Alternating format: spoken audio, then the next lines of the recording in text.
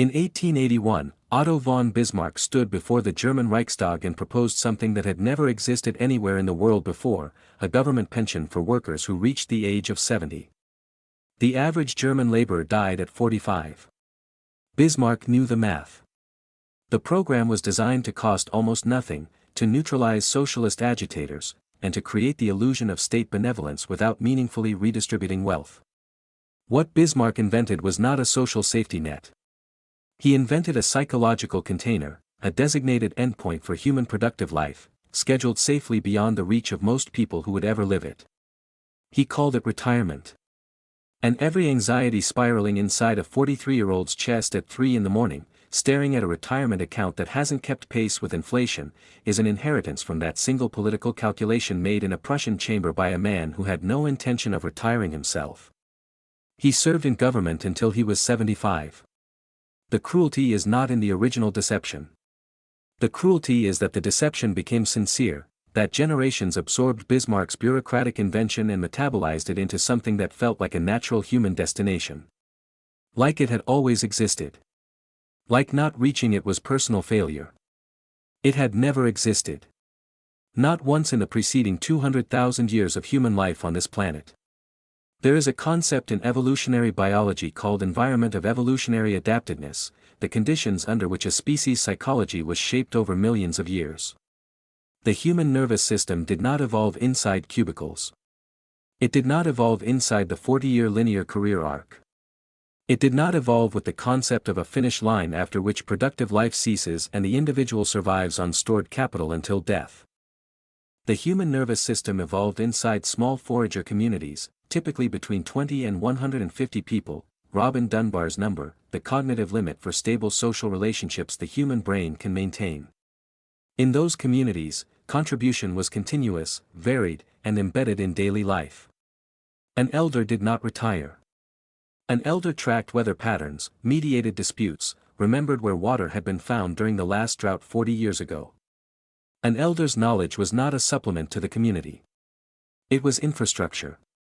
The anthropologist David Graeber spent years documenting the relationship between labor and meaning across cultures, and what emerges from that work, and from the broader ethnographic record, is a picture of human work that looks almost nothing like the modern arrangement. Hunter-gatherer communities studied in the 20th century, groups like the Kung San of the Kalahari, worked an average of 15 to 20 hours per week on food acquisition. The rest of their time was spent in social bonding, ritual, craft, storytelling, mentorship, play. They did not experience leisure as a reward at the end of a career. Leisure was woven through the structure of every week. Meaning was woven through the structure of every social role. Nobody was waiting for a finish line. This is not romanticization. Their lives contained genuine hardship, disease, drought, conflict, loss. But retirement anxiety, specifically, the particular modern dread of insufficient accumulated capital at the moment productive life terminates, that was structurally impossible inside their system. The architecture of their world could not generate it. The architecture of ours generates almost nothing else. Trace the mechanism precisely, because this is where most analyses get lazy and stay at the surface. The Industrial Revolution did not merely change how people worked. It severed the connection between work and immediate legible meaning. A craftsman in medieval Florence knew why he was bending over leather, the shoe existed, the customer existed, the skill was visible and its fruit was tangible. A factory worker in Manchester in 1840 operated one station in a production chain so long and fragmented that no individual could perceive the whole. The connection between effort and meaning was cut. And into that gap, the wage was inserted as a substitute, not a supplement, a substitute. Compensation became the justification for endurance rather than a byproduct of contribution. Frederick Winslow Taylor formalized this exchange in the 1890s with what he called scientific management, the deliberate decomposition of skilled work into repeatable, measurable, deskillable tasks. Taylor's explicit goal was to extract the knowledge from the worker's body and relocate it inside management systems, so that workers became interchangeable components rather than holders of irreplaceable expertise. He was not trying to oppress anyone. He was optimizing for factory output. The oppression was structural, not intentional. Systems produced their effects regardless of the intentions of the people who designed them. What Taylor destroyed, systematically and with careful documentation, was the psychological basis for finding meaning inside the work itself. And when meaning cannot be found inside the work, it must be deferred. The narrative became, endure the meaningless now, accumulate sufficient capital, achieve the condition of no longer being required to endure it. Retirement was not just a financial concept. It was the emotional exit strategy from an existence that had been deliberately stripped of intrinsic reward. A 2013 Gallup study of 142 countries found that only 13% of workers worldwide reported feeling engaged in their work. 13. The remaining 87% ranged from actively disengaged to merely going through the motions, what Gallup called not engaged, present in body but absent in investment. This is not a personal failure distributed across billions of individuals. This is a systems outcome. A 13% engagement rate is not a coincidence. It is the yield of a production model specifically designed to extract labor while minimizing the worker's leverage, autonomy, and connection to the outcome. Retirement anxiety is the psychological tax on that model. The anxiety exists because the model requires deferred compensation to make the transaction tolerable, and deferred compensation requires trust that the future will honor the present sacrifice. That trust has been systematically violated, repeatedly and at scale, across the past century. Pensions that dissolved. Social security systems under structural strain. Inflation that erodes purchasing power faster than interest accumulates. Markets that collapse precisely when a generation reaches the age of needing liquidity. The anxiety is rational. It is a rational response to an irrational arrangement that a reasonable person never would have consented to if it had been explained plainly at the beginning. But it never gets explained plainly. Here is where the conventional narrative breaks completely, because the conventional narrative has been asking the wrong question for decades. The dominant cultural conversation about retirement anxiety treats it as a resource problem. Save more. Invest earlier. Diversify. Compound over time. Maximize the 401k match. The conversation is entirely organized around a question of how to accumulate enough to survive the condition of retirement, and the condition itself is never examined. The container Bismarck built is never questioned. Only the sufficiency of what gets stored inside it. But ancient humans did not escape retirement anxiety by solving a savings problem. They escaped retirement anxiety because the architecture of their lives never created the conditions in which retirement anxiety could form. Consider what actually generates the anxiety. It is not the absence of money. Behavioral economist Shlomo Benartzi, whose research at UCLA has documented retirement savings behavior across large populations, found something structurally strange. People significantly underestimate how long they will live, and simultaneously overestimate how much they currently consume relative to what they'll need. Both errors push in the direction of insufficient savings, not because people are irrational, but because the cognitive tools humans have for projecting decades into the future are extraordinarily crude. The human brain did not evolve to model compound interest over 40 years. It evolved to evaluate what was happening in the next 3 days. This is not a personal cognitive failure.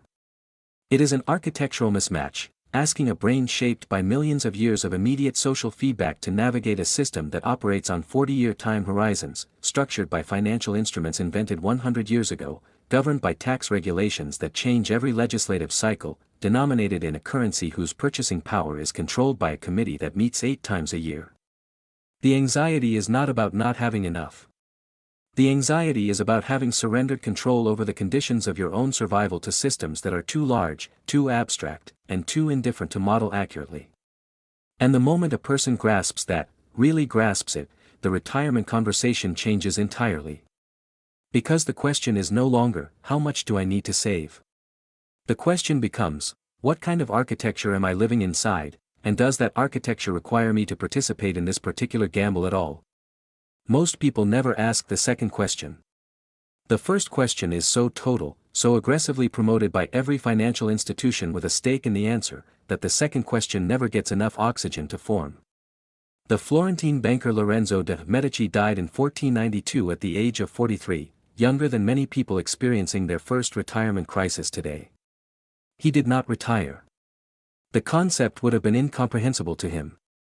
What he had instead was a position inside a web of relationships, obligations, and influence so deeply embedded in the social fabric of Florence that his productive participation in that fabric was inseparable from his daily existence. The Medici Bank operated not through formal corporate structures but through personal trust networks, padronato relationships, extended family obligations, civic ritual participation. Lorenzo's relevance was not something he had to store capital to maintain. It renewed itself continuously through engagement. This is not nostalgia for feudalism. Lorenzo de' Medici was operating inside a profoundly exploitative social hierarchy, and his comfort was purchased on the backs of people with no leverage at all. The point is not the ethics of his position. The point is the structural mechanism. His productive relevance was embedded in ongoing relationships rather than accumulated in isolated capital. What modern retirement planning asks a person to do is precisely the opposite. It asks the individual to detach from ongoing productive relationships, accumulate capital as a substitute for that embeddedness, and then survive on that capital in a condition of deliberate social and economic extraction from productive life. The model assumes that accumulated money can substitute for the ongoing sense of purpose and social embeddedness that human psychology actually requires. It cannot. The research on post-retirement mental health is unambiguous and has been for decades. Longitudinal studies from the Health and Retirement Study at the University of Michigan show significantly elevated rates of depression in the years immediately following retirement, particularly among individuals whose professional identity was central to their self-concept. The capital arrives. The purpose evacuates. So the architecture creates the anxiety in two distinct phases. Phase 1, the 40-year accumulation period, during which the individual is required to trust that sufficiently deferred sacrifice will yield a survivable future. Phase 2, the post-accumulation period, during which the individual discovers that the thing they were promised, rest, freedom, relief, is experienced, at the neurological level, as a form of purposelessness their brain was never designed to tolerate for extended periods. Bismarck's container does not dissolve the problem. It relocates it. The strategic reframe, then, is not, how do I optimize my savings rate? The strategic reframe is this: the goal is not to accumulate enough to exit the economy.